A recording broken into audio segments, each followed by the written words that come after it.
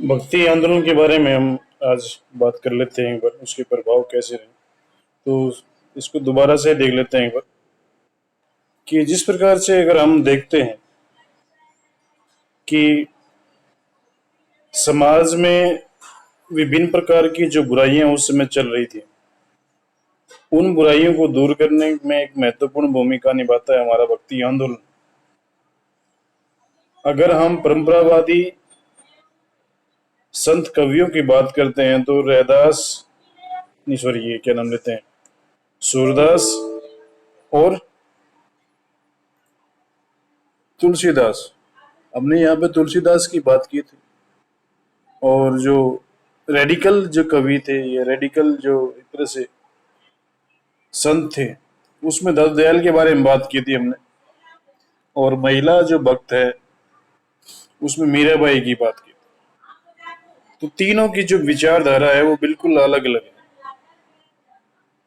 और सबसे जो महत्वपूर्ण बात हमें दिखाई पड़ती है वह हमें ये दिखाई पड़ता है कि समाज में, चाहे हम परंपरावादी की बात करें, रेडिकल की बात करें या फिर मीराबाई की बात करें, सभी कुछ एक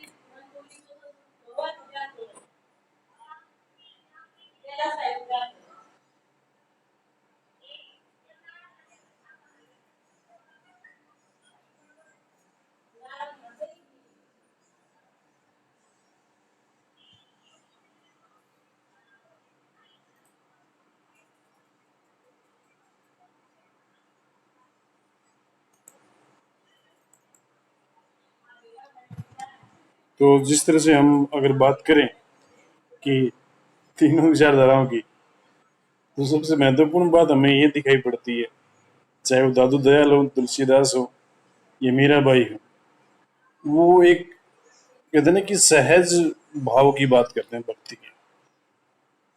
यानी भक्ति में आडंबरवाद को वो सिरे से नकारते हैं। और आडंबरवाद को जब सिरे से नकारते हैं तो समाज में जो है भक्ति आंदोलन से पहले धर्म के अंदर जो एक तरह से क्रूतियां फैली हुई थी, उन क्रूतियों को खत्म करने का एक तरह से प्रभाव। एक मिनट।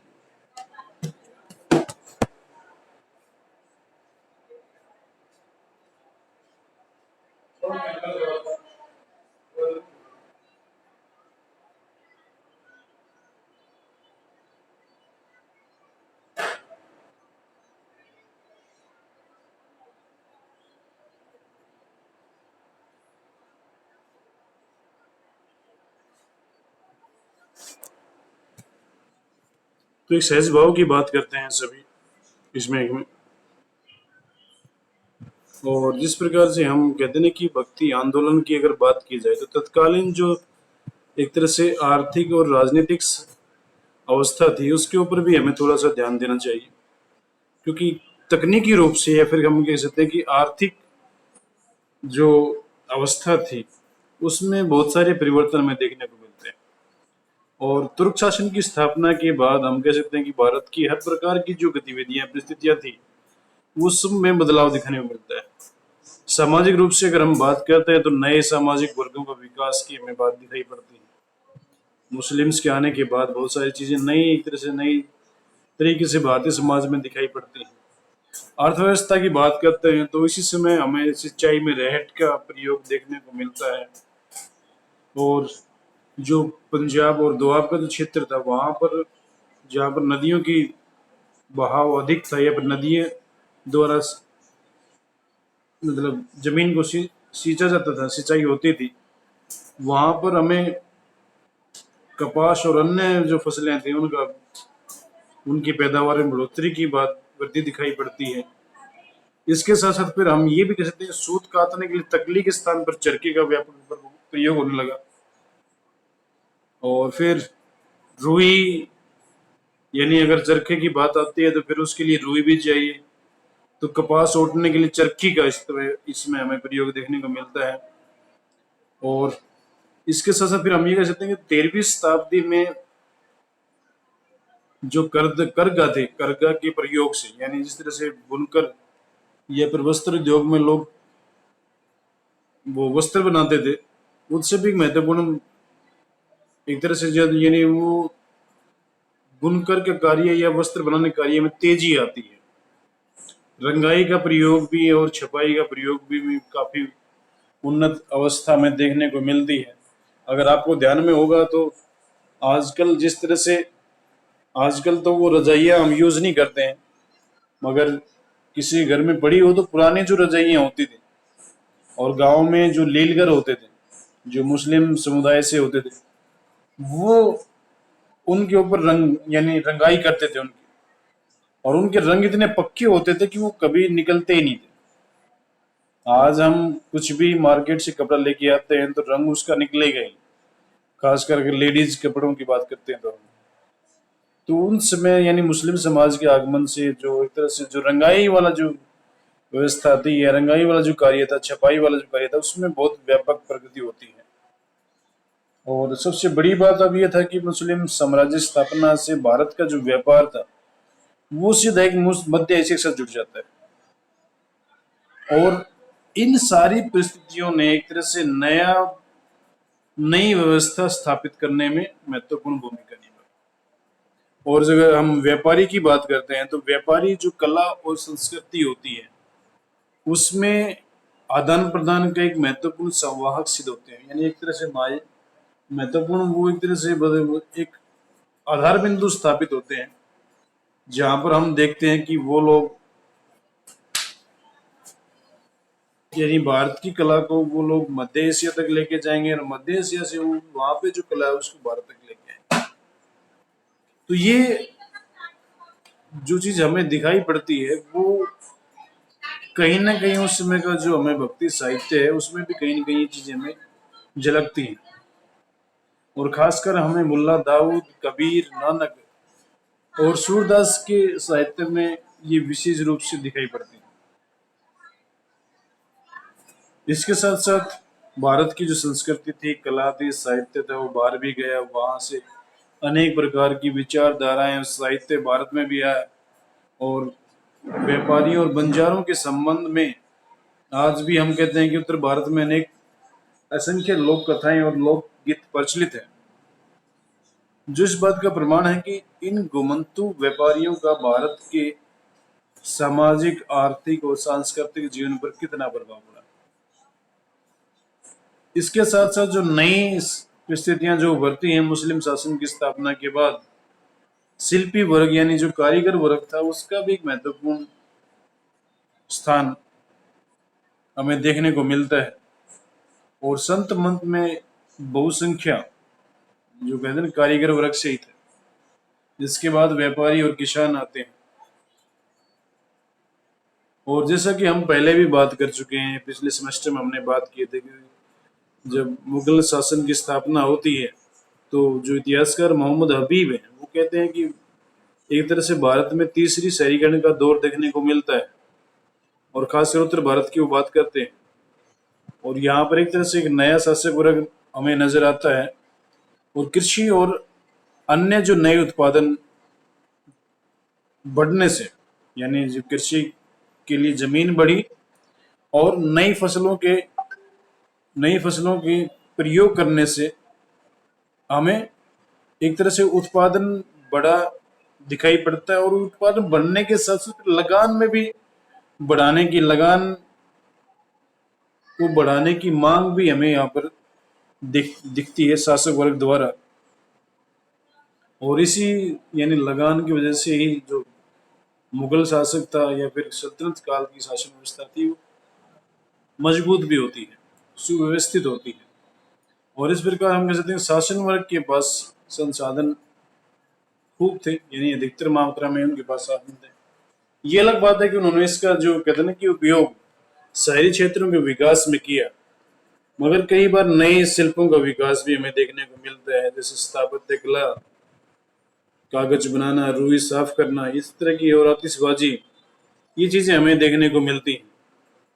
और इन सारी परिस्थितियों को हमें जिस तरह से दादू दयाल ने या फिर कबीर ने, रैदास ने एक बड़ा अच्छे तरीके से अपने साहित्य में उन्होंने दिखाया है। और हम कह सकते हैं जो आर्थिक उत्पादन है, एक और आर्थिक उत्पादन में कुशलता दिखाई पड़ती है, वृद्धि भी दिखाई पड़ती है। और जिसके कारण कहीं ना कहीं किसानों और दस्तकारों का शोषण भी हमें दिखाई पड़ता है। और इसके साथ साथ हमें इस अन्याय के प्रति विद्रोह की भावना की अभिव्यक्ति भी मिलती है। ये ना तीनों चीजें हैं हमारे सामने। एक तरफ तो आर्थिक उत्पादन में वृद्धि होती है। वृद्धि क्यों होती है? कुशलता आती है, नए संसाधन हमें देखने को मिलते हैं, नई तकनीक का प्रयोग होता है।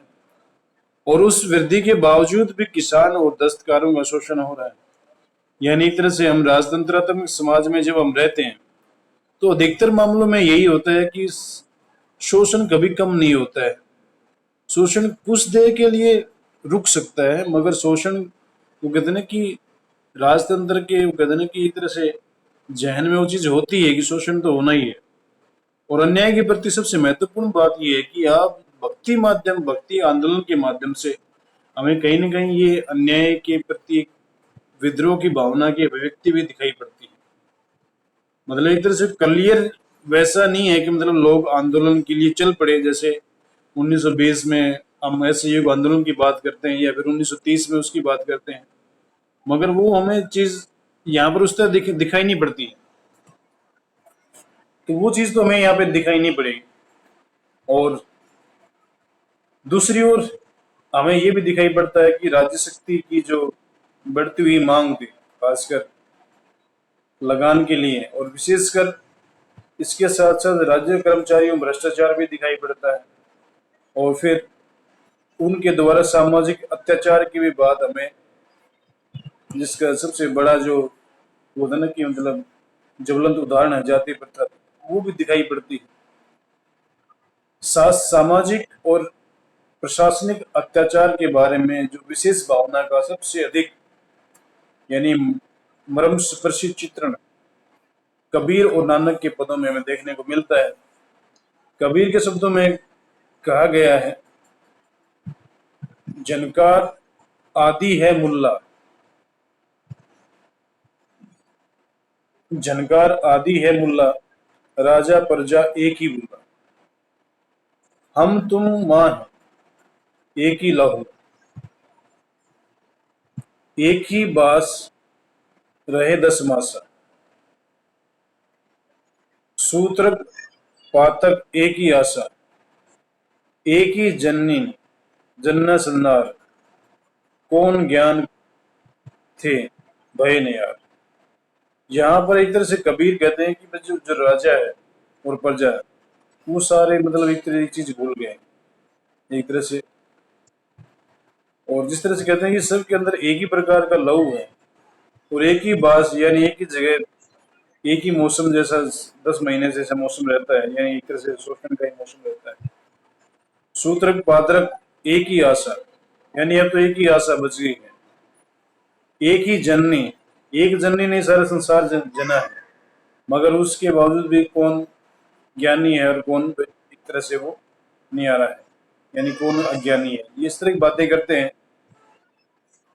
और फिर कबीर आगे कहते हैं कि एक ही पवन एक ही प्राणी, यानी एक ही पवन है और एक ही आदमी है, एक ही प्रकार सारे प्राणी है, करो रसोई न्यारी जानी, मगर उसके बावजूद भी अपने जो खाने पीने का जो व्यवहार है वो अलग अलग है। माटी सु माटी ले पाती, यानी जो मिट्टी में मिलकर मिट्टी हो जाना है, लागे कहू कहाँ छू जाती, मगर वो जब कहते कि मतलब भाई जब छूने की जब बारी आती है कहीं न कहीं से, तो वो एक अलग प्रकार का हमें वहां पर एक प्रभाव देखने को मिलता है। तो ये एक तरह से हमने एक तरह से बैकग्राउंड के रूप में देखा है, और खासकर जिस तरह से जो आर्थिक प्रभाव था और राजनीतिक प्रभाव, इसको हम कल भी करेंगे क्योंकि आज ये पूरा नहीं हो पाया है, तो इसको कल फिर देखते हैं और कल फिर इसको आगे बढ़ाते हैं। तो आज जो हमने किया है, अगर उसके ऊपर कोई क्वेश्चन हो तो उसको फिर हम देख लेते हैं। नहीं तो फिर कल इकट्ठा ही ले लेंगे दोनों क्वेश्चन, आर्थिक और राजनीतिक। जो प्रभाव पड़े इसके, कल उसको इकट्ठा ही देख लेंगे। या फिर आज कोई है आपके, या फिर नोट कर लेना इसको, जैसे भी आपको ठीक लगे। बताएं भाई।